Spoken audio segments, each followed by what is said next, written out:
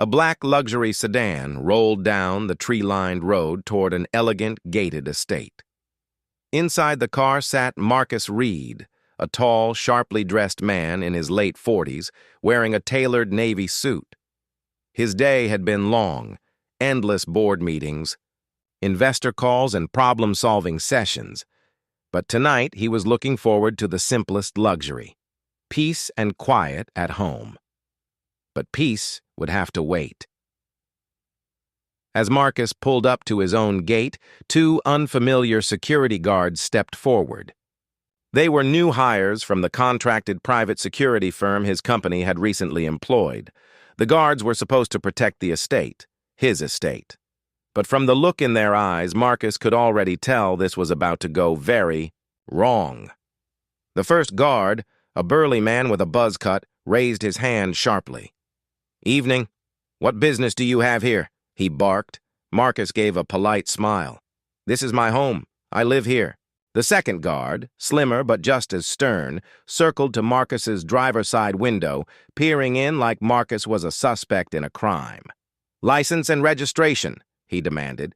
"We've had break-ins in this neighborhood. Can't just let anyone through." Marcus felt a flicker of irritation. He'd designed the system. His company owned this security firm. He'd approved the budget for hiring more guards to protect wealthy clients in this upscale area. And now, the very people his company paid were treating him like an intruder. He kept his voice calm. "Gentlemen, I'm Marcus Reed. This is my house." The buzz-cut guard crossed his arms, unconvinced. "Step out of the car, sir." Marcus's jaw tightened. "Excuse me?" "Out of the car. Now," the guard repeated, placing a hand near his holster, not drawing his weapon, but making sure Marcus saw it.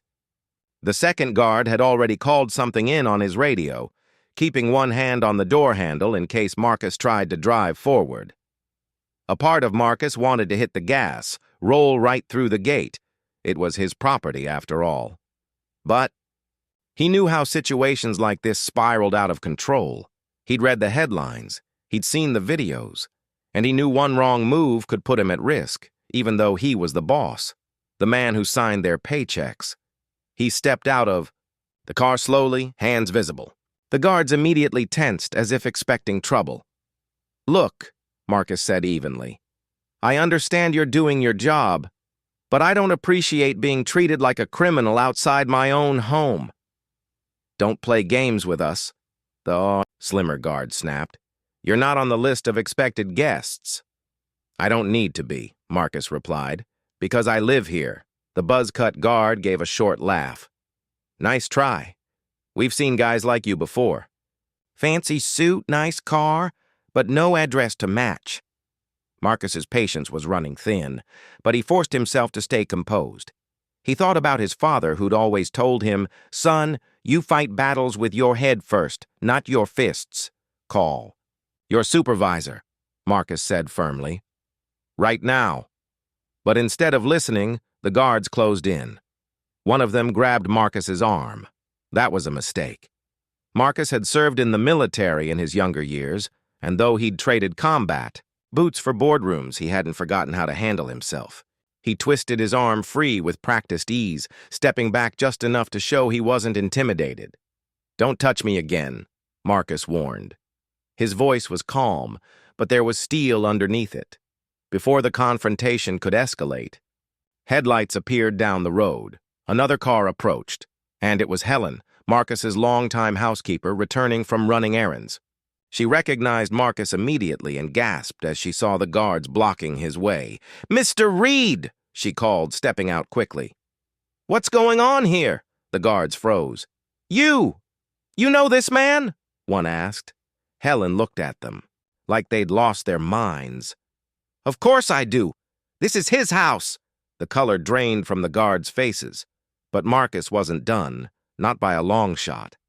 By sunrise, the story had already spread through the company like wildfire.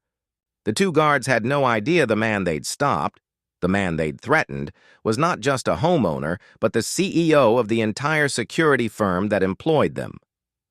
Marcus called an emergency meeting at headquarters.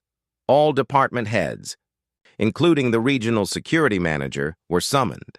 The 2 guards were also told to report to the corporate office, still unaware of what awaited them. The tension in the room was thick when Marcus walked in. No suit today, just a simple sweater and slacks, but the authority in his presence was undeniable. He placed his coffee cup on the table and looked around the silent boardroom. "Last night," Marcus began, "2 of our guards stopped me outside my own home. They treated me like I didn't belong. They didn't listen when I identified myself. They didn't call for confirmation. They went straight to aggression. And I want to know, is this how we train people to treat anyone they see as suspicious?" No one spoke. Marcus pointed at the regional manager. "Do we train our people to profile residents? Do we teach them to assume guilt before asking questions?" The manager swallowed hard. "No, sir. We emphasize respect and verification." "Respect?" Marcus interrupted. "Last night, I didn't see respect. I saw prejudice. I saw fear. And I saw 2 employees who forgot that every person they encounter is a human being first." The 2 guards sat stiffly at the end of the table, faces pale. They finally realized who Marcus was. Marcus turned to them directly. "Do you know who I am?" They nodded silently.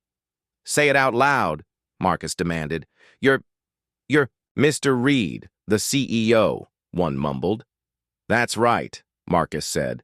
"The man who signs your paychecks, the man who provides the uniform you wear. But last night, you didn't care who I was. You just saw a black man at a gate and assumed he didn't belong, and that is unacceptable."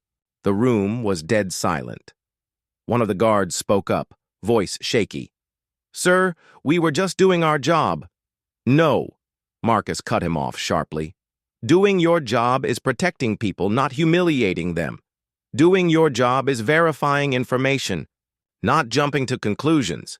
Doing your job is treating everyone with respect, whether they're a stranger, a neighbor, or your boss."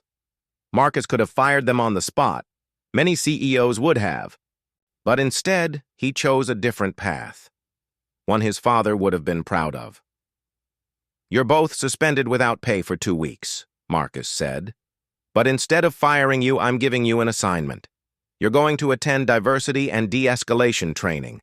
You're going to shadow our best officers, the ones who actually live the values we claim to stand for. And you're going to come back and tell this entire team what you learned." The guards looked stunned. Marcus wasn't destroying their careers.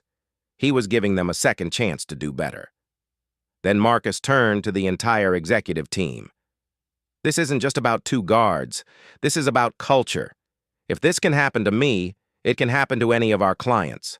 I won't let that stand. Starting today, we're changing how we train our people. Respect comes first. Always." Everyone nodded, scribbling notes, but Marcus wasn't finished. "I built this company from nothing," Marcus said, his voice rising with emotion. "I built it so people would feel safe in their own homes. But safety without respect is worthless. I won't tolerate prejudice in a company that carries my name." Weeks later, Marcus returned home late again. This time, as he approached the gate, he saw the same 2 guards, now humbled, now better trained. They stood straighter, their posture no longer aggressive but professional. "Good evening, Mr. Reed," one said with a respectful nod. "Welcome, home." Marcus gave a small smile. "Thank you. Good to see you 2 again." It wasn't just a greeting, it was a test. And they'd passed.